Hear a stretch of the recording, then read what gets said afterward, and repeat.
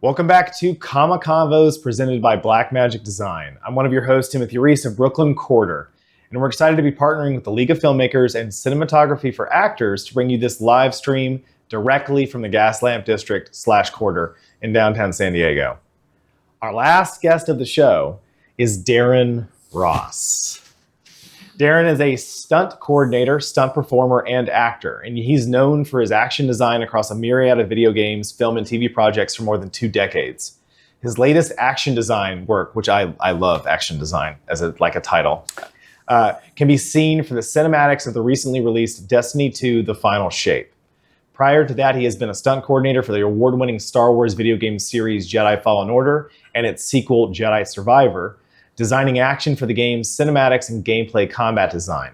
His work can also be seen for the opening to the Batman game Gotham Knights, in which Derron fully wrote, designed, and performed with his stunt team the opening action sequence to the game, showing Ra's al Ghul taking down Batman. Ra's al Ghul? I gotta get the pronunciation right. Did the original there's a whole thing about when it was Ra's and when it became Raish. Okay, all right, Raish al Ghul taking down Batman in his own Batcave. Derron also fully redesigned the whole Batcave for the sequence. And I just want to say, Derron, this is really a dream for me to have you on here because I've known you kind of like the length of me wanting to move into entertainment. Yeah. And so this is really special. Thank you for coming on Convos. Thanks for having me. Yeah. So a little background for the viewers. Derron is a very good friend of my brother's, Christian Reese. We love Christian. Yeah, we love Christian. He probably will be wandering into the set. We're going to pull him in. Yeah, who is a 3D animator. And the two of you worked together at Blur. And that span of career of what you did at Blur, the way I always used to describe that like time period of work you were doing is that you were making the secret blockbuster movies, right? That were going into these video games, these AAA video games that were just astounding, right? Yeah, and your brother was a big part of that. Like when I became an animation supervisor and at the time was doing stunt coordinating and choreography with stunt people we were hiring, martial artists we were hiring, military people I was bringing in. Your brother was one of the people I really took under my wing. Hopefully he'll feel the same about this. Yeah. He's described it as such. That I knew could handle the kind of motion capture that we were performing and shooting and capturing that is not easy because we were, really with Blur, we were pioneering it. I still remember when Tim got motion capture equipment. It was like, we're going to mocap ourselves and like, we're going to be the anti-Pixar. I love Pixar, don't get me wrong. He was like, we're not doing talking animals. We're gonna do edgy, cool, sci-fi, badass superhero stuff. And I personally chose that path of motion capture and jumped into that. And but what we were figuring out how to capture weapons, how to capture lightsabers. I have a whole series of questions about lightsabers coming up. Yeah. Christian warned me about this. Oh man. Yeah. Well, he's animated quite a few lightsabers that we captured, but he did. He was part of that team figuring that out together. Like we grew up in this, figuring this stuff out. Like how to animate layers over this motion capture is difficult stuff with props. And cameras too. And I think that one of the things that I wanted to mention for those who have not been involved in like what goes into this sort of cinematography involved in stunt effects, especially with motion capture work, especially with doing anything with virtual production, is that the single most expensive part of that process is the very narrow window that you actually film. Yes, right. I think with all mediums, it is that whatever, like, today you've got a crew here, right? So everybody involved on the day, on the moment when cameras are rolling, that is the most expensive point of whatever you're doing, whether it's film, whether it's TV, whether it's video games. Your crew, when the cameras are rolling, is your most expensive. Your prep before that and your rehearsals you can do before that with smaller teams is going to guarantee a better success when the cameras are rolling. Yeah, and like you end up having to, because a lot of the work you're doing, right, involving these very intense choreographies with incredible athletes who have trained in acrobatics and martial arts and all kinds of like just body blocking and being a presence and and just having the right walk and having the right posture, right? Is because all this gets translated into the data that's going into these kind of recaptures that turn into these textured shapes and humanoids and all these different aliens. Is you end up rehearsing these things very, very closely to how you're going to film. Can you talk about what it looks like whenever you go? Let's say you're going to film I'll get to lightsabers in a second. say you're going to film a sequence where it's a couple of knights with swords that are about to charge into a dungeon, and you're going to have a fight scene. Can you talk about the production that leads into before you even get into the room when the cameras are going? Yeah, absolutely. Basically, what you're talking about is what a term we started coining a long time ago was stunt viz. This is before people really were using that word, but we knew that word from animation and visual effects, pre-viz, pre-visualization, because we would do that with our animation blocking. And then there's like storyboard, like animatics, what we call animatics, or storyboard animatics, which is when you're cutting together a storyboard as a little sequence. Yeah. So we started coining the term stunt viz, which was, well, we were going to rehearse our stunts anyway. But I've always fallen in love with the camera and cinematography, and all of my time, my journey at Blur was learning filmmaking language through the camera, through editing, through pacing, as well as the drama and action design. And so if I'm not looking at our choreography through the lens and figuring out shot by shot, cut by cut, you could just create a big mess. Right. You have to know what the story you're telling. What I love about it is what's unique to any action design is that things don't happen in an arena. No. Despite how much of a video game is a video game, and there's an arena aspect to certain to parts of it, but nothing. The world doesn't exist in an arena. Look how unique. Look at the environment you guys set up. How like, this thing, I could kick this thing, and this is a prop. Yeah. But like this is what's unique to the environment, right? Like it's a high resolution render. It's a high resolution. This is all virtual production. This is all look at the texture on that. Wow. So what I love those aspects to action design is going, okay, well, we know what our story is. We know who our characters are. What are their weapons that they've chosen? Yeah. That's going to be very unique, whether it's improvised weaponry or something they've carried on themselves, whether it's a prop of a bladed weapon or a firearm. And then where is it happening? Where is this fight happening? I love using the environment as much as possible. Part of that comes from my background. I was trained by, my teacher was a Navy SEAL vet. He created a self-protection based system, and part of that self-protection based training that was born out of teaching women self-protection was using your environment around you. You always have ground. Ground's a great weapon. You can bash heads on the ground. You can stomp and do things like that, or you can grab things and use them. That's the fun of real life stuff we would implement into our action design is going, all right, well, what do we have around us to make this really interesting? So when we're, long question, longer, answer longer, getting into stunt viz is going, all right, let's figure out our choreography. Let's start blocking out the world. Let's create stunt safe props and things we can roll over and slam and hit and trip and kick. Right. Because you're going to do whereas the character is going to get their face kicked in once.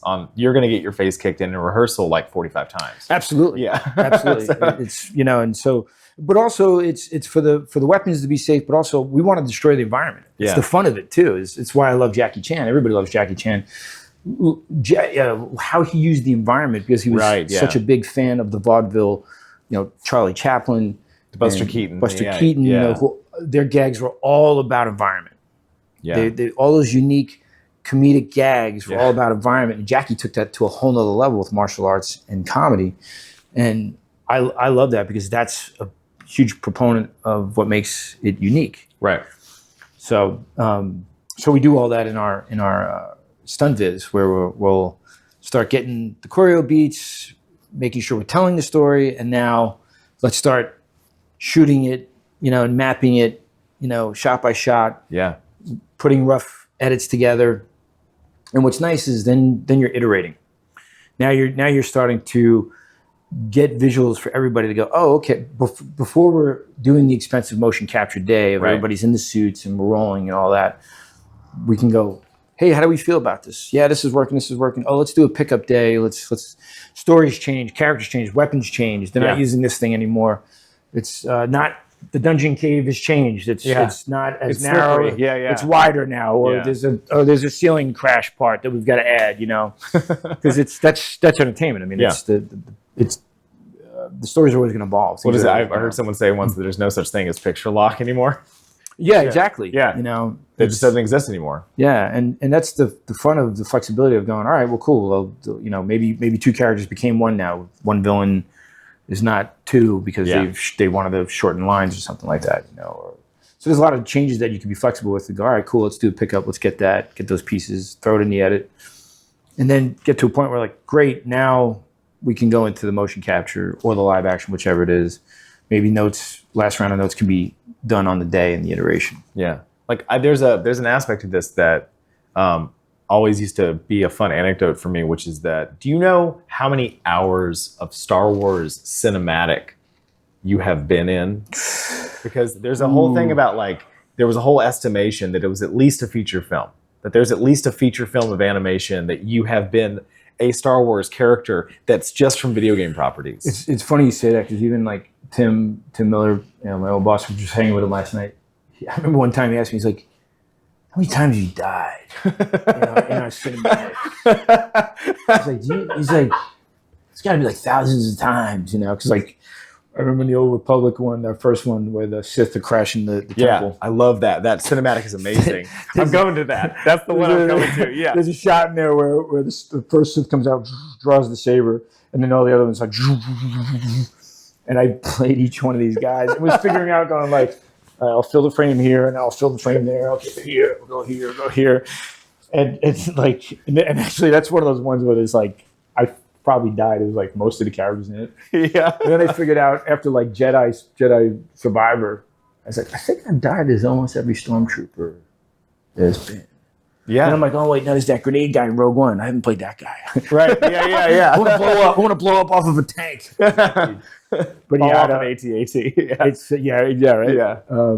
I really don't know how much time that is. It's across the cinema, because there was Force Unleashed 2 stuff we did. The Old Republic Trails. I did thankful to do the 10-year anniversary Sith Legacy one. Yeah. Where they brought Malgus back, which was a really awesome piece to have done. And then all the Jedi Survivor, Fallen Order and Survivor. Diana's characters in there too.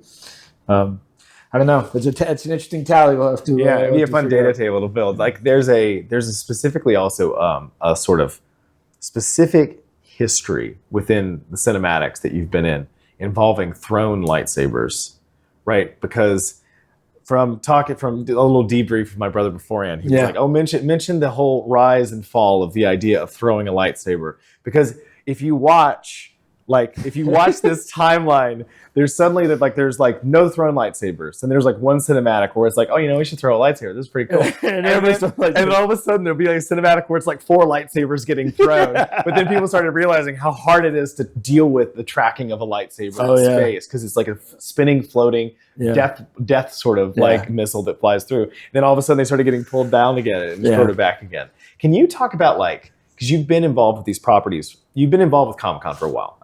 When's the first time you ever came here? Oh, jeez. We started coming here with Tim.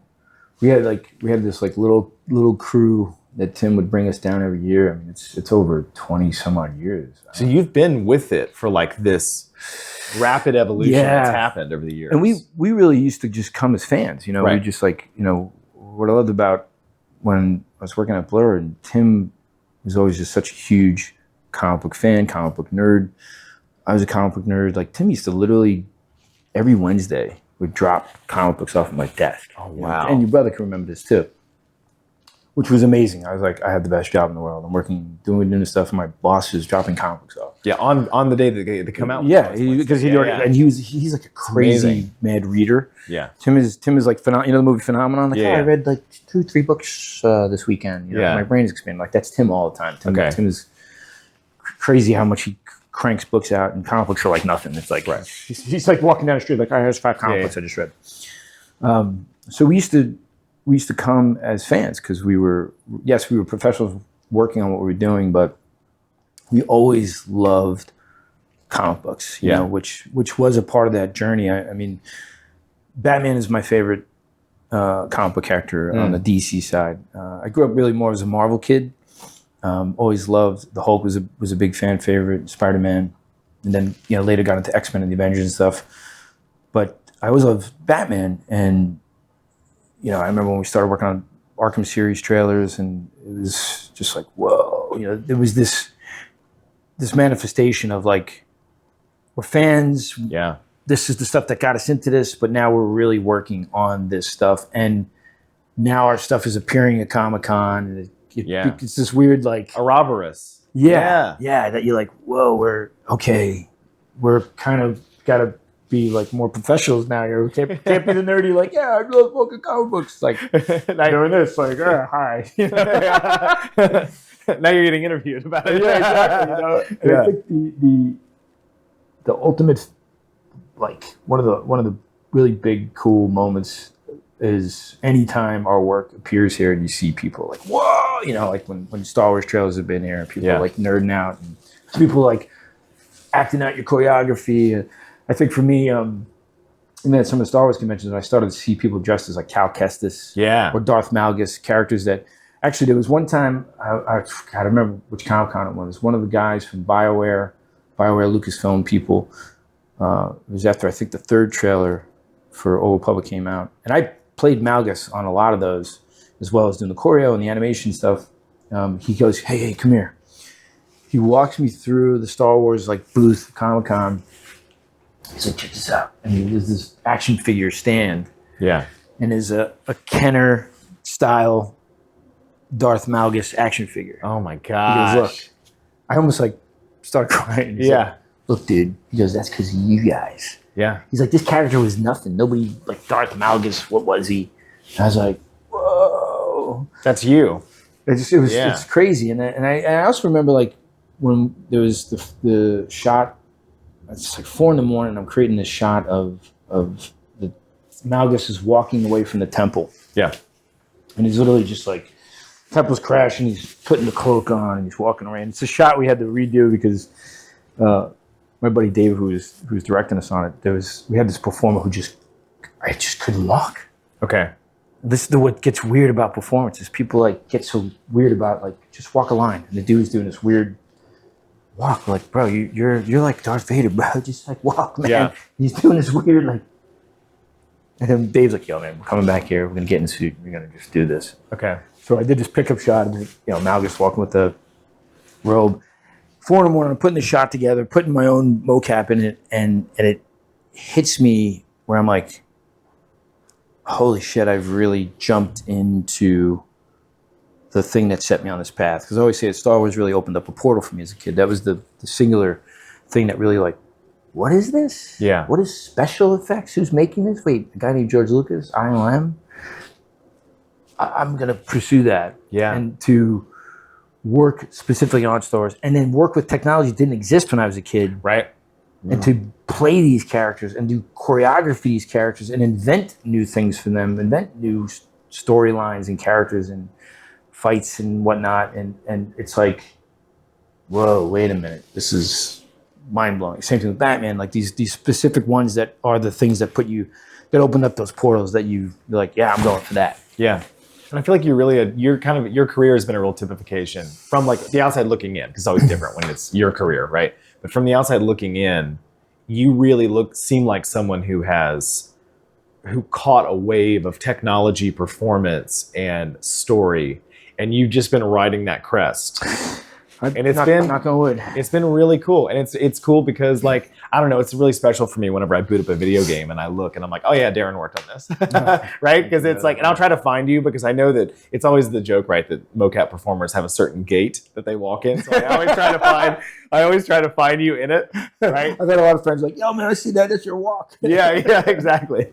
Yeah, I wanted to ask you as we get towards the end of this. I wanted to ask you, are there any traditions? Because a lot of people that are going to be watching this, they've never been to Comic-Con, or they're not here this year, they want to come. Are there any traditions or rituals that are like really something you always pursue when you're here? Like that you just do something just to tell people like, hey, if you're coming to Comic-Con, do this, it'll save you. Yeah. I would say Artist Alley is more important than ever. Yeah. Because again, for me, it always was about the comic books. Yeah. And we've watched it evolve and become so much of a film, TV, comic books, everything, video games, which is all cool and great. but you can forget that like it's about comic book. Yeah. You know? And always being a comic book kid, coming here and actually meeting artists that I love that also inspired me, that to this day still do, especially as animators, and your brother could speak to this too, with like silhouettes and poses. I always, still to this day, look at comic book poses. My favorite artists, Yeah. how they're posing Batman, how they're posing certain characters that are like, oh, that's cool. Let's try to like work that in, to a silhouette. So Artist Alley, because those are the true artists that are by hand really doing this. Yeah. Especially in this time of AI, it's more important than ever, I think, to really spend time going to Artist Alley. Yeah. Go take a walk through there. You'll discover artists that you don't know about. You'll discover, like, look who you just introduced me to. Yeah. Right? Just met Deborah Pratt. Yeah. Deborah Pratt, she's a creator, but now it's okay to say about her that she's making her own thing. Oh, yeah, yeah. So she's got her own comic book, and it looks awesome. And I'm like, that's what Comic-Con's about. Yeah. Is these creators who love all these worlds. Yeah. They get to come here and go, hey, it's your tribe. It's the people finding each other, because a long time ago it was nerdy shit. Mm-hmm. But now it's so mainstream, and it's beautiful. Yeah. And that collaboration of like comic book fans going like, oh, dude, I'm like, you're one of my favorite Batman artists, and then like they'll know what I do, and like, oh man, that thing you did with Deathstroke, that's like the coolest thing. I'm like, oh yeah, cool. Well, yeah, it's like, Yeah. whoa, Yeah. It's those things that It's like trading baseball beautiful. cards. Yeah, Of like, it's really, fandom. Yeah. it's really beautiful and fills my heart. And so I think that's a thing for me, is connecting with the friends that are here doing this. Is beautiful. I mean, this is out of relationship. Everything's in relationship. Yeah. I love your brother, and I love you, man, and like you and your brother's also one of those people that 3-4 in the morning, like, killing ourselves on these projects, but it's like, hey man, we're here together. Yeah.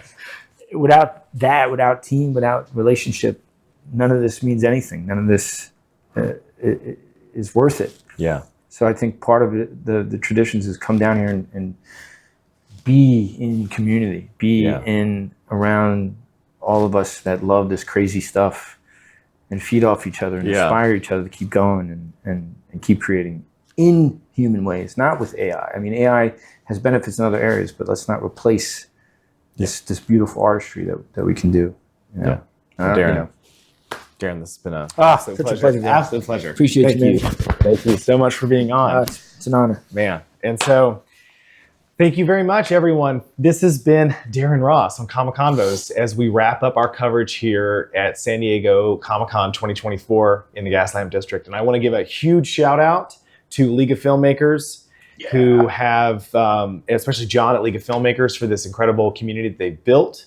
I want to thank this Comic-Convos itself is presented by Blackmagic Design. I want to thank our producing partner, Cinematography for Actors, with Indy and Haley. And I want to thank our entire crew that we've had here, with Bill as assistant director. We've had Lauren Lloyd and Christian Lloyd on production design. We've had Dustin Tillman on editing. And we've had Danielle Beckman as host, my dear wife.